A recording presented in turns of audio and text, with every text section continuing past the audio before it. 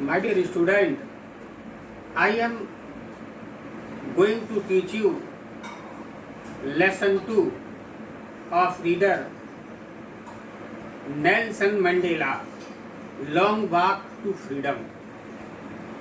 Yesterday, I had taught you summary in Hindi this lesson. Today, I shall teach you this lesson. You have to listen to this lesson carefully. Otherwise, you will not learn the question of the lesson.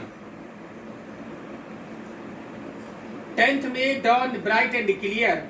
For the past few days, I had been presently besieged by the dignitaries and world leaders who were coming to pay their respects before the inauguration.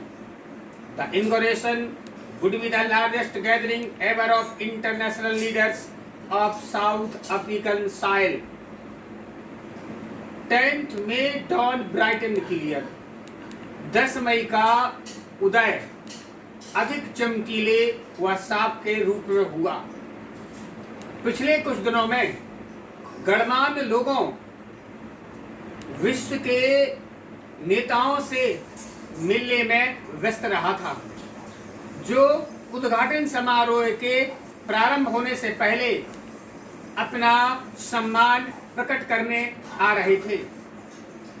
This इनॉर्गेशन means होता है उद्घाटन समारोह। उद्घाटन समारोह में Africa की धरती पर अब तक जो सबसे अधिक संख्या में अंतर्राष्ट्रीय नेताओं की भीड़ जुटने वाली थी। The ceremonies took place in lovely sandstone amphitheaters formed by the Union buildings in Pretoria. उद्घाटन समारोह का आयोजन सुंदर सभागार में हुआ, जिसका निर्माण यूनियन बिल्डिंग्स प्रिटोरिया ने करवाया था। For decades, this had been seat of white supremacy, and now it was the site of rainbow gathering of different colors and nations for the integration of South Africa's first democratic non-racial government. दशकों से, decade माने दशक, दशकों से यह गोरे की शक्ति का प्रदर्शन करती रही। और अब यहाँ दृश्य है इंद्रधनुष के समान भीड़, जहाँ पर विभिन्न रंगों देशों के लोग पहुंचे थे। दक्षिण अफ्रीका की पहली गैर नस्लवादी सरकार की स्थापना समारोह में भाग लेने के लिए आए थे। On that lovely autumn day, I was accompanied by my daughter Jenani. On the podium, Mr. De Klerk was first sworn in as a second deputy president. पथरड़ के सामने दिन में मैं अपनी बेटी जेनानी के साथ था।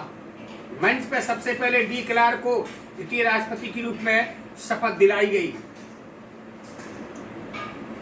Then Tobacco Vicky was sworn in the first deputy president when it was my turn. थोबो मेरे को उसका प्रथम उपराष्ट्रपति रूप में शपथ दिलाई गई। जब मेरी बारी आई, I pledged to obey the unhold and constitution and to devote myself to well-being of republic and its people. To the assembled guests and the watching world, I said, मैं संविधान का सम्मान करने, आत्मसात करने की शपथ ली, स्वयं को गणतंत्र एवं लोगों की भलाई के लिए समर्पित किया।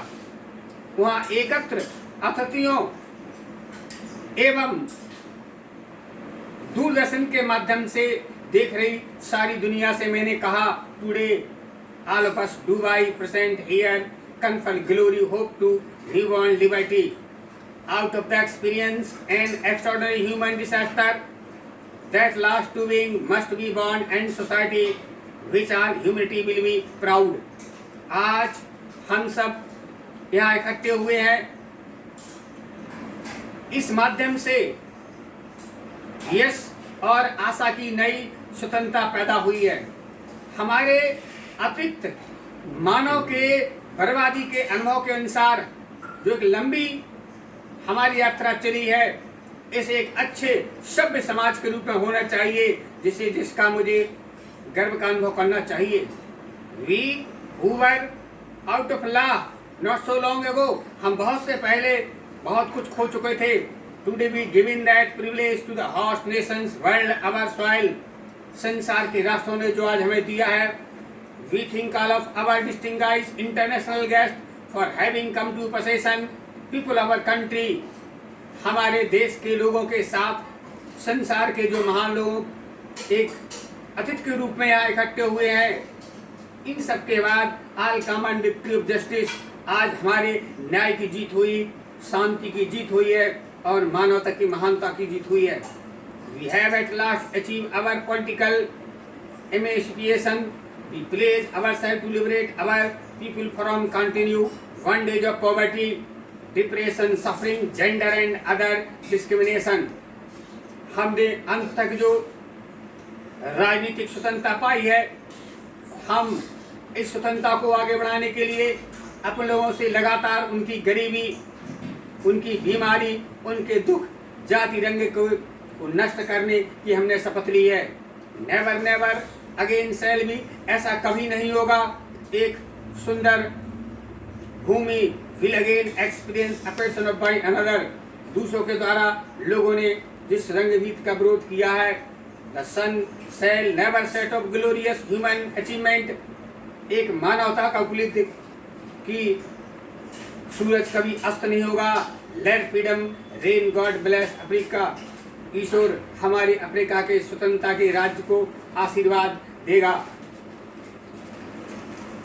ए few moment later we had lifted our eyes as spectacular aerial South African jets, helicopters and drop ceremony rode perfect domination by Union buildings. A few moments later, कुछ क्षण पश्चात हम सभी ने आश्चर्य से अपने आंखों के ऊपर उठाया तो दक्षिण अफ्रीका के जेट, हेलीकॉप्टर और सेना वाहक एक निश्चित प्रक्रिया में जूम की आवाज करते हुए इन बिल्डिंग के ऊपर से गुजरे।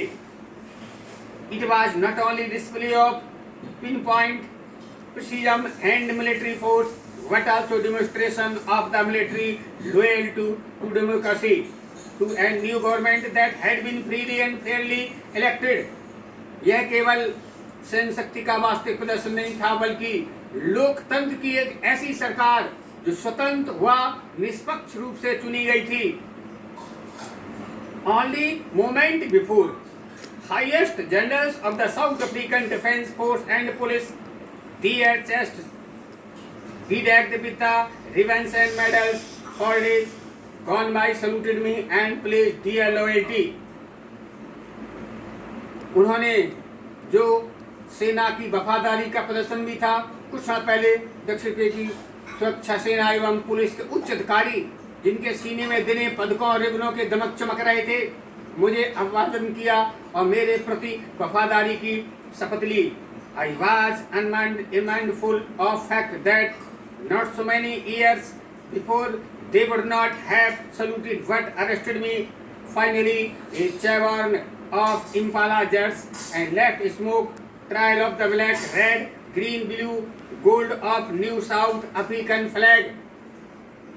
हम इस तथ्य से अनभिज्ञ थे कि अभी अधिक वर्ष नहीं हुए हैं, यह हमारा अधिकार, मेरा अभिवादन नहीं करते थे, मुझे गिरफ्तार कर लेते थे।